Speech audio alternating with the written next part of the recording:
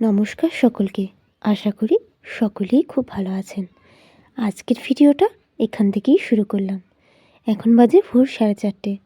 নিজের কিছু টুকিটাকি কাজ সামলেই বসিয়ে দিয়েছি রান্নায় আজকে আছে পাঁচমিশালি তরকারি। এই রেসিপিটা আমি আপনাদের সাথে শেয়ার করব।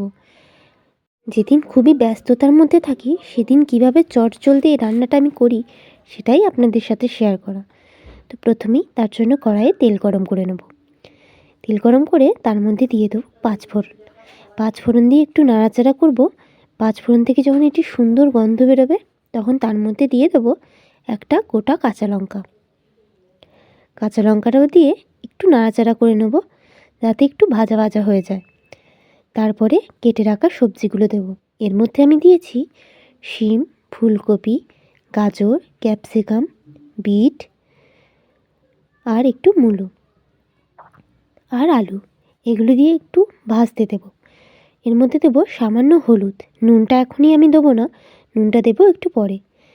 এরপরে কিছুটা আদা আর একটা কাঁচা লঙ্কা ভালো করে বেটে নেব। বেটে নিয়ে সেটা তরকারির মধ্যে দিয়ে নাড়াচাড়া করব যতক্ষণ না আদার কাঁচা গন্ধটা চলে যাচ্ছে।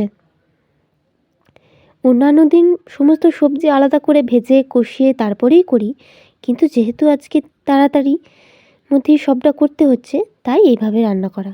এরপরে দিয়ে দেবো 1 চামচ নুন দিয়ে কিছুক্ষণ ঢাকা দিয়ে রাখলেই তরকারি থেকে একটু জল বেরিয়ে যাবে। জল বেরোলে দিয়ে দেবো 1 চামচ জিরে গুঁড়ো আর 1 চামচ সবজি মশলা। সেটা দিয়েও বেশ ভালো করে নাড়াচাড়া করে আবার ঢাকা দিয়ে দেবো। এর মধ্যে যদিও সামান্য একটু জল দিতে হবে, কারণ তা না হলে আদা দেওয়া আছে যেহেতু এটা ধরে যাওয়ার একটা সম্ভাবনা থেকে যায়। তো নাড়াচাড়া করে এরপরে ঢাকা দিয়ে কিছুক্ষণ রেখে দেবো।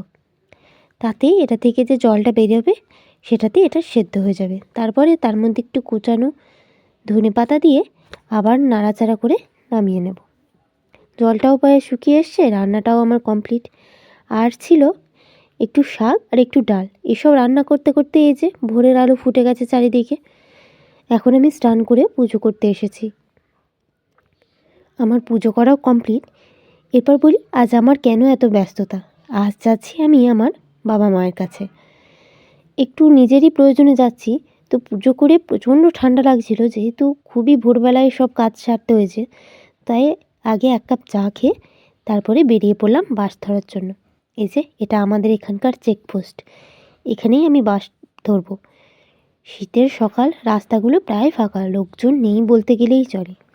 প্রচণ্ড হাওয়াও দিচ্ছিল এই কদিন বাইরে। বাসও চলে এসেছে। আর এই যে অজয় নদী, চারিদিকটা কুয়াশাচ্ছন্ন, দেখতে খুব সুন্দর লাগছিল, তাই কিছুটা ক্লিপ আপনাদের জন্য তুলে নিয়েছি। আজ এটুকুই, দেখা হবে কাল নতুন কোনো ব্লগে।